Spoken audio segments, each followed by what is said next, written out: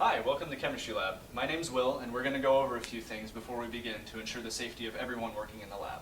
Before you even leave your dorm, the first thing that you should do is look up the safety data sheets for the compounds that you'll be using in the experiments that day. The safety data sheets provide useful information on the safe handling of the compounds you'll be using and are located in the safety section of the chemistry department website. Secondly, you need to ensure that you're wearing closed-toed shoes and pants. If you have long hair, you need to make sure that it's tied back, and if you're wearing long sleeves, you need to make sure that they're rolled up if they're baggy. You don't want them drooping onto the lab bench. Thirdly, you need to make sure that you bring your safety glasses with you. These will be required at all times to ensure that you don't splash chemicals into your eyes. If you're worried about splashing chemicals onto your clothing, you can always get a lab coat or apron just by asking your professor or TA. Lastly, you need to make sure that you put all food or drink into your backpack before you enter the lab. You're not even allowed to bring bottled water into the lab. So hang your backpack here and we'll go to the lab. When you enter the lab, the first thing that you'll find is a checklist located on your bench. The checklist is going to ask you to go through your drawer and locate all of the equipment and glassware that you need for the course. After you've done that, your lab manual is going to ask you to locate all the safety features in the lab. In every lab in Gustavus, we have a shower and an eye wash station. This particular labs are located right here. We also have a fire blanket located at the entrance of every lab, as well as a fire extinguisher. In case of an incident, never hesitate to use the eye wash station or the shower. You don't want to run all the way to the bathroom to wash yourself off.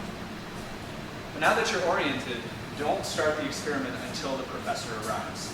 Additionally, if you have to do more work over the weekend, never work in the lab by yourself and always let someone know that you're working in the lab. So now that we've got ourselves oriented, let's check in on Braden and see how he's doing. Hey Braden, how's it going? Oh, it's going well. How about yourself, Will? Doing good, thanks. That's good to hear. Say, Will, I got a question for you. When I was doing my reaction earlier, I found this unlabeled bottle, and I don't know what to do with it. Oh, if you ever find an unlabeled bottle, you should always report it to a TA or a professor. Oh, and Braden, when you set stuff down on the bench, you need to make sure that it's away from the edge so it doesn't spill it. Sorry about that. Oh, and two, you need to make sure that you cap everything up when you're done with it. That makes complete sense. Also, Will, I have one other question. When I was doing my reaction earlier, this joint seemed to freeze into place and I can't get it undone. What can I do? Oh, you can just apply some even and steady pressure and give it a little twist. Like this? Yeah. It doesn't seem to be working. If that doesn't work, you can just take it to your professor and your professor can replace your glassware. But to make sure that that doesn't happen again, you can lubricate it.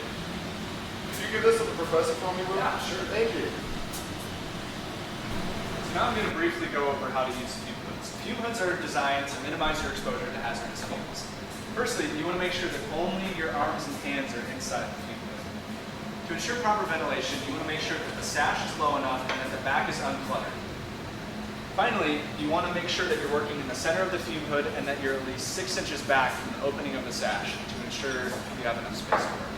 And that's about all you need to know. Now that you've finished your experiment, you're almost ready to go home. But before you do that, you need to make sure that you dispose of your hazardous waste in an appropriately labeled hazardous waste container. Sometimes it's okay to pour stuff down the drain, but get permission from your instructor before you do so. After you've done that, you need to close the sash, clean up your lab area, and then turn off all the instruments you used that day. After that, you're ready to go home. Thanks for watching.